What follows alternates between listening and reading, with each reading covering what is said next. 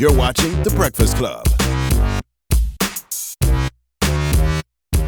Morning, everybody. It's DJ MV, Angela Yee, Charlamagne the Guy. We are The Breakfast Club. We got a special guest in the building from my borough of Queens. And I call him Shawty. Why you call him Shawty?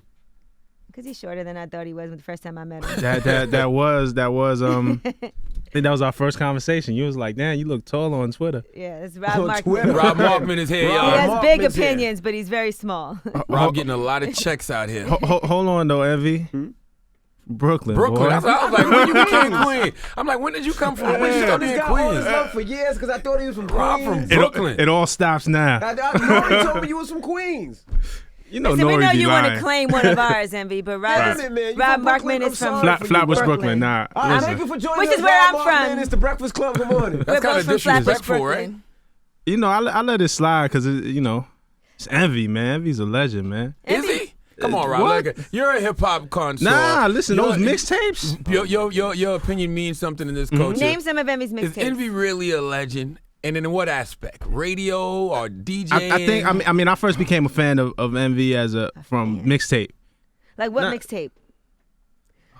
Don't let him walk you down this road. Yeah. Don't let him walk you down. Did you the Empire Strikes Back mixtape? Yeah, the Empire Strikes Back. Why is he loves to say that? Yeah, nah. It was Empire a big Strikes Back mixtape. was the biggest He had, mixtape ever. what was the one? Biggest ever. Springtime Stick Up. What was the one? Nah, Springtime Sticker was Clue, right? Oh, Come on, okay. now. Look, now you had the Snickers joint. Yep. Then the one with Snickers. Tupac. The one with Tupac. Yeah, nah. Hit him up. I was the first DJ ever to play that. Wow. Yeah. All right. What year was that? Don't worry about it. I'm a young legend out here. Young legend. Nah, respect the Envy, man. All Okay. right, well, shout out to Flatbush, Brooklyn. You know, he light skinned too. I got rep for my light skinned brother, man. I can't leave you out there. Yeah, happy National Waffle Day, guys. Shut up. Now, Genius.com has become a big deal, man. Yeah, man. Yeah. Yeah. I hope so. question, No, or- no, yeah. I'm glad you feel that way. Sometimes, it's hard to tell from the inside looking out. Yeah. How big it is, but Hey. yeah. Gotta pause there, huh? But we go, just going out in the street, people just telling us how much Genius means to Tell us people and stuff who like don't that. know what Genius is. Yeah, so Genius is a lyric, started as a lyric site, started as Rap Genius. Some of you might know it as Rap Genius, but it's just Genius now. And it's a site and an app where you can look up the lyrics to your favorite song, but not only that, you can get annotations, so you can get the meaning of the lyrics Okay. as well. So, nobody really knows what Young Thug is saying. Right. So- But the artists be giving y'all the lyrics now. I've seen artists actually give y'all the lyrics. Yeah, because listen, a lot of it. So the lyrics everything is crowdsourced. So a song comes out, let's say Drake Views comes out. A half hour later, those lyrics are on the site, and it's the Genius users who are transcribing those lyrics and getting them up. Gotcha. So we all hear things very differently. Only the artist really knows what they're saying. So we actively go out and partner with the artists. The artists want their lyrics to be 100% correct. So yeah, they're sending us lyrics. That's actually good for this era, though, because there's a lot of mumble music out there. Yeah, a lot of melodic mumbling going We're on. definitely in a post language. Yeah. And then the generation. last big discrepancy was the Biggie VH1 song. Hip Hop Honors. Yeah. Right. Was he saying Play Nintendo with C's a Leo or C's a Nino? C is a Nino. Right. Yeah. That's what I said, but up here these guys are I saying thought it was C's a Leo. Nah, play Nintendo with C's and Nino. But then on Nah. some I sites thought it it was did say C's C's a Leo. Yeah, some sites Nah. did have Caesar Leo. Not on Genius. Should have came to Genius. Listen, Rich Homie, man, you should have just came to shoulda us, came to man. Yeah, Genius. listen, man, we done You hooked you helped up, man. You We guys had should you do right. a karaoke game and put it out too. Yeah, You have all the lyrics. that'll be fun. I'm into karaoke. Shout out to Trap Karaoke too. They got My the man, Trap Low Key. Karaoke. Yeah, Low Low Key. Yeah, man, they doing it. What's up with the partnership with Billboard? What's that about? Okay, so yeah, we just Y'all did. sold out? Nah, we selling in. Selling out, we selling in, my brother. Absolutely. Nah, Billboard, so the whole thing about Genius is musical knowledge, right? So it's the lyrics plus the explanation. Billboard just has this wealth of just an archive of Billboard's been around forever. So we partner with them to get access to their interviews and add that artist commentary to Genius. When I went over there 1 year ago, I'm the head of artist relations. So my job over at Genius is to bring the artist community to Genius and get artists to decode their lyrics and give us the lyrics and stuff like that. So we're just going into the vaults with Billboard, and they're able to spread their content and put it on our platform, which reaches 45 million people a month. So it makes sense. I always felt like you going to Genius was like a shift in the culture because you was at MTV for the longest. Yeah. So to go from TV to say, you know what, I'm gonna work for this website full time. Right. It was crazy. I was at MTV for about 5 years, and when I went in there, I was just a print journalist because I came from XXL, so I had never really done digital, and I definitely never done TV. And then, working with people over at MTV like Sway and Ramon Dukes and things like that, those guys exposed me to things. So all of a sudden, Sway pushes me in front of the camera, and I'm doing on-camera stuff, which I had never done before. And I'm producing a TV show, Rap Fix Live, with a group of people. So I achieved stuff at MTV that I never dreamed of. But when it was my time, when Genius came calling, it just felt like something different. And I felt like Genius could be the new MTV, not in the sense of being a network, but in the sense of being an authority on music, like a logo that you can trust when you go to music, like MTV is. Right. Yeah, MTV so being was. It was. They need to bring it back around. It was. Yo, I ain't want to disrespect your gate. You know what I'm saying? MTV, but they was. We trying to bring that culture back. No, definitely it was harder to do. That's why I loved MTV Jams. It's probably my favorite part of MTV, which is now BET Jams. So shout out to them because that was like all about the music.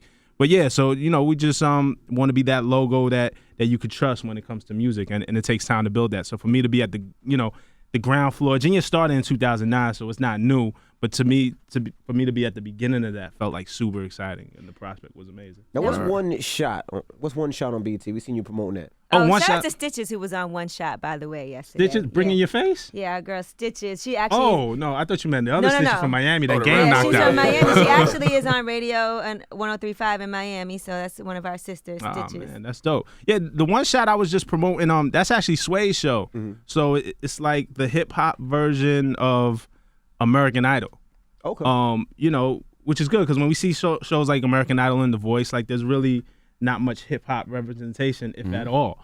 So to have a show just for MCs to come and get their bars up, I was just promoting that because it was Sway's. I just wanted to support. I think we don't have enough of us on TV, not even in front of the camera, but behind the camera as well, and producing things. So I wanted to support that, and I felt it was super important. I signed the guys like Sway and Charlamagne as well, and what you guys are doing. I signed a contract for that show like 4 years ago, but it wasn't a TV show then. It was just supposed to be like a competition thing. Yeah, it was a competition, I think, and this is just me. I'm not involved in any way. He was just helping out Sway. But from what Sway was telling me, and just him being my boy, I think it started like as an online show in a competition. Okay. And then it grew, and they realized that TV was a place that they can go to, and BET picked it up. So I'm like, man, if we can't support and cheerlead that, like, we watch The Voice and we watch American Idol, and we watch everybody else's.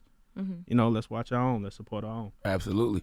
Now, let's talk ghostwriting. That's been a big thing in hip-hop lately. Andre 3000 just put up a lyric that I actually saw on Genius. What was that from, the Frank Ocean album? Frank Ocean, album. solo reprise, yeah. What do you think of the ghostwriting thing in hip-hop? I think, for one, I think ghostwriting has always been around. I mean, you watched Big Daddy Straight Kane. Outta Compton movie. Yeah, Straight Outta Compton. Right. Big Daddy Kane wrote Just Rhyming with Biz. He wrote Biz Marquis' bars. So, I mean, this is like the beginning if we talk about Rappers Delight. And in all genres of music. For sure. But I will say, I think in hip-hop, your pen is everything to me, in my opinion. And, if you're not writing your bars, to me, I can still enjoy your music. I can, when we have those debates about the GOATs and the greatest of all times, that it just sort of disqualifies you. It's like Sammy Sosa, you using somebody else's bat. Like, do people care if Dr. Dre didn't write his own rhyme? That's what I'm saying. Dre, the Diddy's, Kanye. Dre's not in that conversation. Listen, The Chronic was a classic, 2001 classic. Album. No Way Out, classic. Like, we know, Diddy said, no matter if I write rhymes, I write checks. I'm not saying that it's to the point where you can't exist, but I don't know if you can be in those conversations. And I think what Andre was saying was, he was like, damn, I thought we were all writing our rhymes. I'm working all hard for nothing. He literally said it hurts. And that sometimes when you find out like that your favorite, MC isn't writing or penning everything, for me it hurts. Cause I think I come from the era where we looked up to rappers like superheroes. But like, what if you're in the room with a bunch of people, your crew, and you're writing and they give some input? and then all of a sudden now they get some credit. You know what I'm saying? Because like, what if Biggie's in the room with Junior Mafia? And he's writing his lyrics and like, nah, you need to say this. Biggie Sometimes be like, shut that's the hell a up. vibe. What the hell y'all That's a gonna tell me? vibe. Huh? Biggie be like, shut the hell up. What y'all gonna Yeah, tell I think me? in But I'm Biggie's saying case, Biggie sometimes- wrote that whole Junior He wrote Mafia the whole album. Junior He Mafia wrote album. three He wrote verses. Wu-Tang's a better example. What you say? Wu-Tang Wu-Tang was is better. better. Wu-Tang would have been a better No, one. because they basically didn't even really all go in the studio and record at the same time. Really? Right. No. I mean, listen, I think, okay, one perfect example, I actually spoke to Jadakiss about his process. You know, him and Styles P are very known for their back and forth. Right. They trade bars. And, you know, they're writing the rhyme together and spitting, so Styles might, and this is according to, sorry, Jada, if I'm getting this wrong, but Styles might say, yo, I need you to say this so I can say this. Like, they're Nah, they crafting said it that together. before. They've said that before. I don't think that's ghostwriting. These are two guys kind of working on their crafts, and you know they could all write a verse together. But the reference tracks are jarring. Right. You know what I'm saying? They're like, then you actually hear it. It's one thing to be in the studio. It's like, yo, man, you should say Add that. this line right back. Or, you know, we just did in June. I sat with Kareem Biggs Burke from Rockefeller, and you know, he told me about the influence that he had over Reasonable Doubt and some lines that Jay said when on Dead Presidents, when Jay is like, oh, I want money like Cosby, who wouldn't? It's that kind of talk that probably make me think you ain't got no pudding.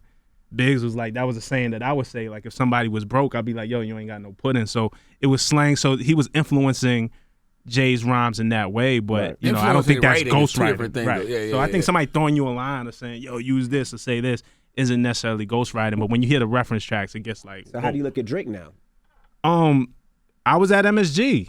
I took my son to MSG when he performed. We had a good time. Like, you know, it was great. I think Drake is an amazing artist. But he can't be in the conversation, would you say, now with Jay-Z and Nas and the Locks? For me personally, it changes things. For What me if you- personally, it changes things. What if you got a bunch of catalog full of dope music, and then on one project you decide to collaborate with somebody, and they're writing in your spirit? Does that, do you get a pass for Because that? those Nah, projects, it's- I'm saying, yeah. he spit. You know, what I mean, I doubt he had a ghostwriter during those times, and he was spitting. Right. You talking about Drake still? Yes. No, I'm just saying Yeah, in general. Like, you know, but you know, I don't know. I'm just saying, for me personally, it changes things. I know, because I mean, I've been a Drake fan for a really long time. So when he says, "I came up from the underground though, so I'm gonna spend another 10,000 for Dilla," like, to me that means something. When you start invoking Jay Dilla, like, you know, he's a guy who's collaborated in the past with Little Brother and things of that nature, and you know, not that he necessarily has to. He's not underground anymore, so he's the biggest artist in the world, or one of the biggest artists in the world.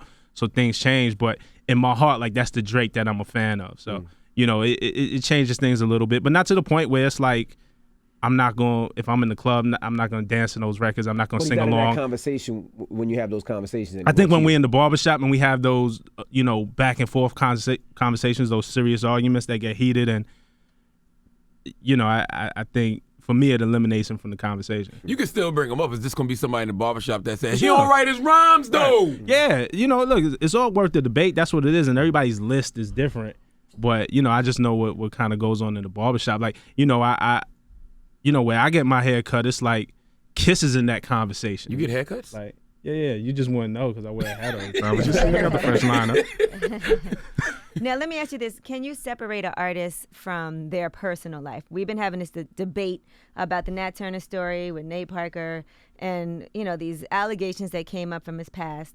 And now people are saying, oh, boycott the movie. Some people are saying, no, you have to separate things that people have done in their life from their artistry. And I know even with artists, there's always been issues with that, you know, with Chris Brown and with R. Kelly. Yeah. And do you separate that from who the person is as an was artist? just Would you quoting- not listen to somebody because of something they've done in their personal life? You was just quoting Pac lyrics on Twitter, It's Rob. I'm a big Pac fan. And he Big or Pac? allegedly is a rapist. And I'm a big Pac fan. You know, yeah, Pac went through the trial. You know, he was out on bail, so they were working on that appeal. Like, No, he got convicted. he did get convicted, and then Yeah. they appealed it, right? Yeah. So they put him out on bail. Is what happened. And we're from Brooklyn. Mike Tyson. We love Mike Tyson. Mike Tyson. Yeah, listen, it's hard. It is hard. Like, you know, I never saw the R. Kelly tape. 'Cause What? I've he never doesn't seen. watch You know, child you know, pornography. Dirty Brooklyn Stop lying. You know why I never saw it? Because As a journalist. I knew I was in the journalist then. I was in the journalist. I was in like high school. Like I knew what it was being advertised as, and I was like, why would I want to see that? There's 4 other scenes on there that are amazing that don't include little girls, by the They're way. not really amazing. I learned to eat ass because of R. Kelly. Thank you. That All was right. hours of doing Things that. got weird when my mom, because my mom really Whoa. felt the way. Oh, And- whew. no, I heard my mom was on the tape. no. Oh man, she's gonna kill me now. No, things got weird because me and my mom grew up listening to a lot of the same lyrics. Like she'd walk around the house like rapping Biggie lyrics, and all my All right. friends was That's like, "Yo, normal. your mom is amazing." So she'd buy CDs. So R. Kelly was, and she cut it off. She was like, "Did you see that tape?" I think I bought Chocolate Factory because that was the next CD that came out after. Because Chocolate, like Ignition, bro, like. I feel you, Ignition but remix. Ignition, yeah. And she got mad. She was like, "How can you support that, man? How can you buy that?" Da da da. And I was, Like, Ignition. Mom, talent trumps morals. Step in the name of Talent love. So it's hard. It's hard to separate personal from. I get it. Talent trumps morals. It- If you're- listen, the greater okay. you are, we can forgive certain things. Listen, Michael Jackson. Michael Jackson. Well, he was never convicted. But it was a lot. If that happened in the age of social media, Michael Yeah. be done out here. Court of public opinion, hung. It was a lot, and I think everybody turned a blind eye, and I don't know what he did or didn't do, but there was a lot You that know would what I come think out on makes Michael it Jackson. iffy? If there's no real, like, if there was, like, video evidence, well, with R. Kelly, I guess there was, of certain things. I've never seen or- the tape, or allegedly. somebody got It's this one scene where he's pouring baby oil on this woman with a fat ass, and he got the camera on a chair, and he's swiveling it back and forth. Oh, it's amazing. That part is amazing. Amazing. This guy. I just How saw many the- I times just- have you seen the video? Yeah, A lot. I just saw the Dave Chappelle skit. That was great. That was good. That was amazing. Can I get some? Yeah. Now let's go back to the ghostwriting thing. Do you think hip hop limits itself by not using ghostwriters? Because every other genre of music uses ghostwriters, and we call, Michael Jackson's a legend, Beyonce is a legend. They all use writers. Do you think hip hop possibly limited itself? Because think about how much great work we could have gotten if guys used assistants. There's two things because ghostwriters. I mean, writers and then ghostwriters. Ghostwriters are people who are writing and not getting any credit, and you're trying to hide it. I think if you kind of look in the credits, you can see where writers are credit from. I think Dre has always been open about that. Diddy has been open about that. Nah, Diddy never said he used to have writers in front. You never see credits for Diddy. A lot of people say they wrote for Diddy and they never got I mean, credit. but by 2000 I and think Beyonce too. by At times. 2001, he's don't matter if I write rhymes, I write checks. Right. So I guess that was the turning point because there was speculation and he said, well, he or the person who wrote that verse for him and said, let's address this Plus, head we on. didn't know government names. Once we started knowing government names, you look Right. on the credits, you're like, oh, there is a S. Carter right there. But I knew. See, I was the type of kid who would read the liner notes. So when I saw S. Carter on, Reasonable Doubt, and then I saw S. Carter on a Foxy Brown album, Oh, the Chronic. or Yeah. no, 2001 actually, yeah. yeah, still DRE. It was like, hold on, but I didn't hear Jay's voice. It must be two S. Carters. No, and then you start to piece it together. Or even, I remember the Space Jam soundtrack. Bugs Bunny had a song rapping. Jay-Z ghost wrote for Bugs Bunny. That's He crazy. doesn't- S. Carter, ghostwriter. And for the right price, I can even make your shit So it's been around. This has been in the conversation, and that line was 98. That was off of Volume 2. So Right. we've been having this conversation. Long We'll just time. spin our wheels talking about it. But I think in hip hop, man, I think it's a little bit different. I think Like, you'd be because disappointed if you found out Rakim didn't write his lyrics. I would be crushed. I would be absolutely crushed. I think in hip hop it's different because Michael Jackson had other talents. It wasn't necessarily writing. It was singing. It was the way he hit those Performing. notes. It was performing. It was the melodies. Hip hop, for the most part, it's your bars and how you put words together is what we put a premium on. So I think hip hop is a little bit different. What made you want to be a hip hop journalist as opposed to a rapper, producer? I used to want to be a rapper. Like I thought I was gonna be. There was a time when I was DJing, like in high school. I sucked What was at your DJ DJing. name? I didn't get to the point where I had a DJ name. I made one mixtape, and So what did you call it? The Markman. it was just for me and my boy because The Markman. we went. The Archer. Shout out to my man Juan. Juan was the only dude in high school. We went to Brooklyn Tech with a car, so we used to ride around and listen to Clue tapes after school and Sorry, Envy. holler at girls. Okay. But this was like right when Envy was bumping. This is still like 95. Me and Rob's probably the same age. That's why I listen to Clue tapes. So he was like, "Hey man, you know," and I had got some turntables off of one of my OGs from like my block who was hustling.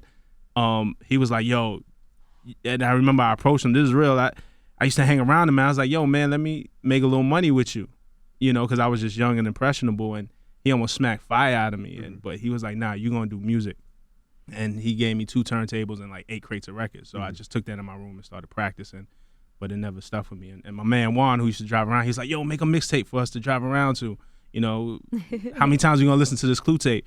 And so I made the mixtape for he and I to drive around to and holler at girls, and it was terrible. What was on it? The plan. Oh man, it was whatever was in my crate. So, I mean, there was like New Edition blends over like Bonita Applebaum, and it was just bad. And what was your rap name?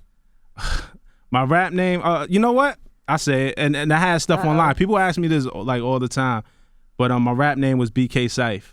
BK Syfe. Yeah. So yeah, it was bad. Remember your first rap? Uh-oh. I know you do. Nah, not off the cap. I'm trying to not the first one. What was your hardest one? You had a 16 Were you you thought a killed. You had a 16. You had yeah. a 16 you thought killed BK Were you a Syfe. drug dealer in your raps? Or? Hold on, I could do. Oh, you got on the phone. you got on the phone. Okay. If I find out you got that song on Genius, I don't know if it's on Genius. You I'll know give real one. rappers don't read off the phone. But I'm not a real rapper.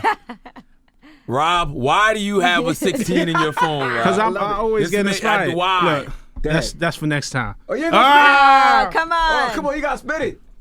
Let's go. Here, let me look at it. I'll do it for Rob, you. All right, check it out. I got He you. get his I own- got he you. get his own No, I right still And we write. put on Look, a beat. nah, we gonna do this a cappella. Acapulco.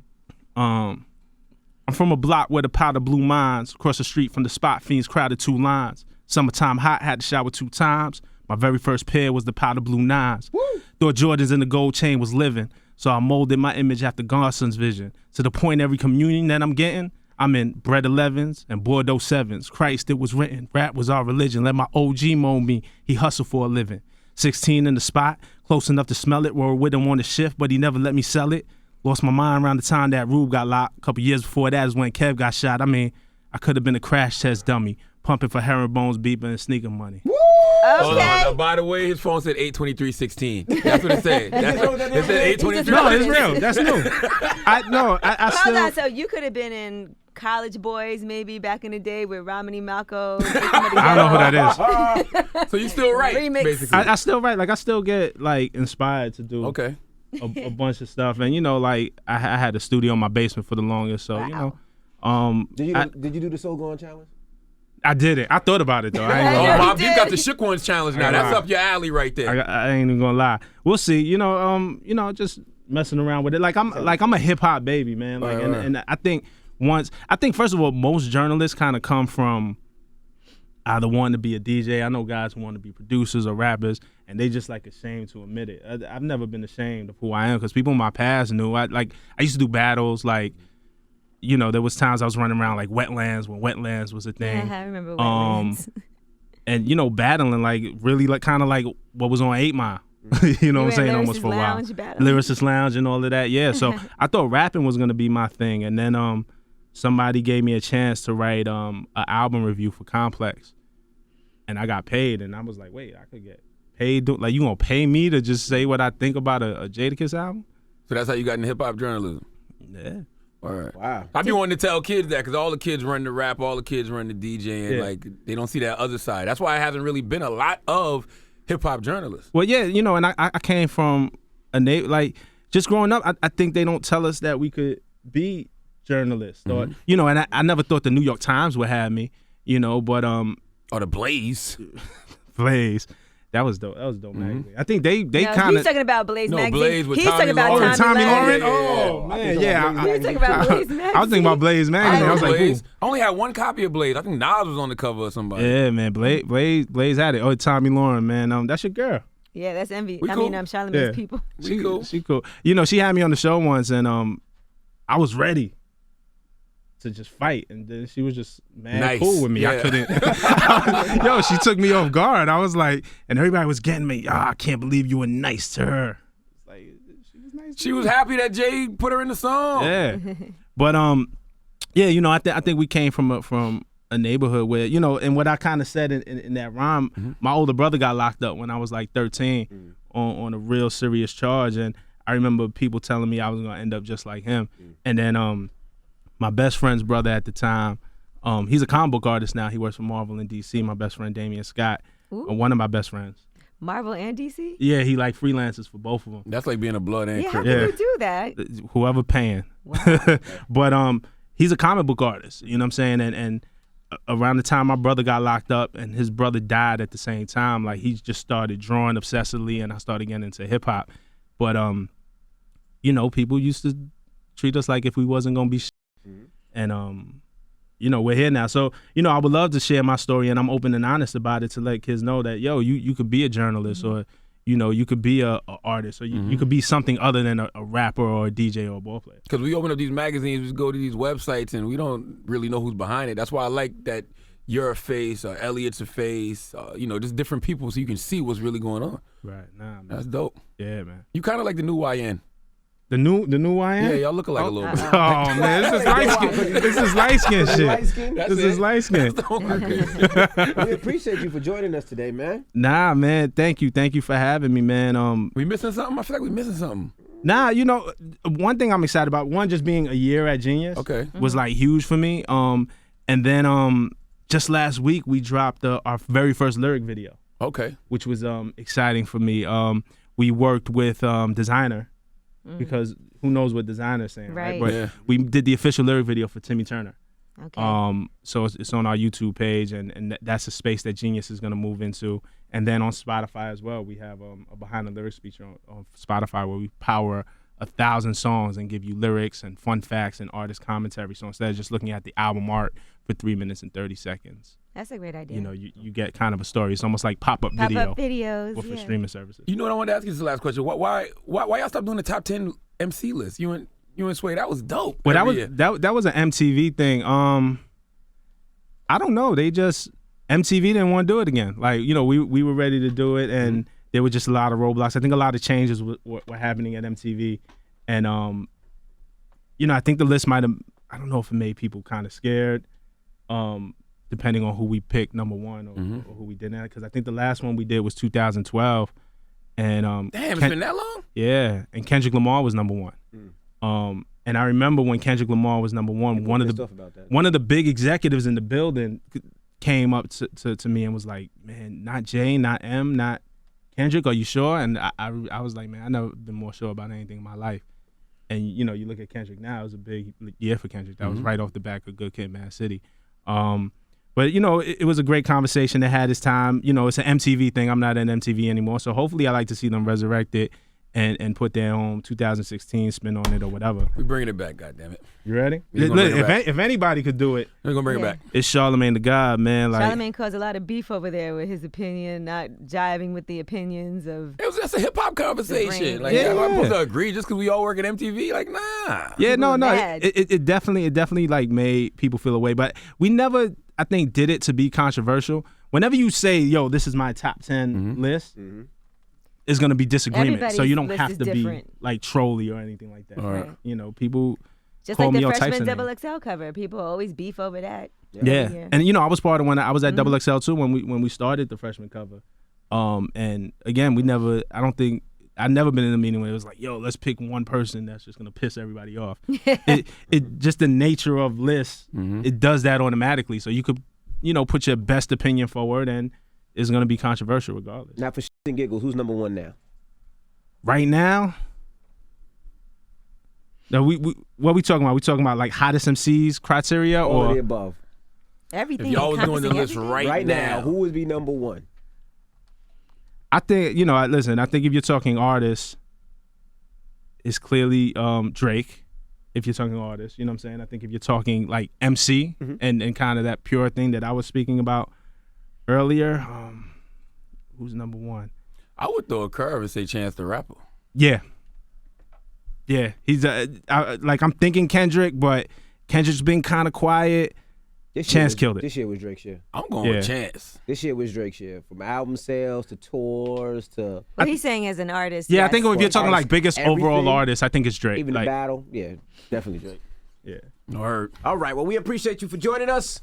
Here you have it. Rob Markman. It's The Breakfast Club. Good morning. If superior hair extensions, clip-ins, and tape-ins are an absolute must, you have to get the #1 rated hair extensions in the world. Her Imports is 100% certified real virgin human hair and trusted by celebrity stylists worldwide. Celebrities swear by our products, and now you can too. We now offer financing for our products at herimports.com for a limited time. Or go into one of our convenient locations in your city. We offer 100% Indian temple bundles that will have you looking flawless for years. Visit us online right now at herimports.com.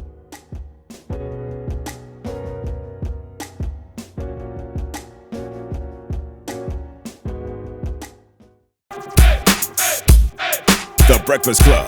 Every weekday morning. Tune in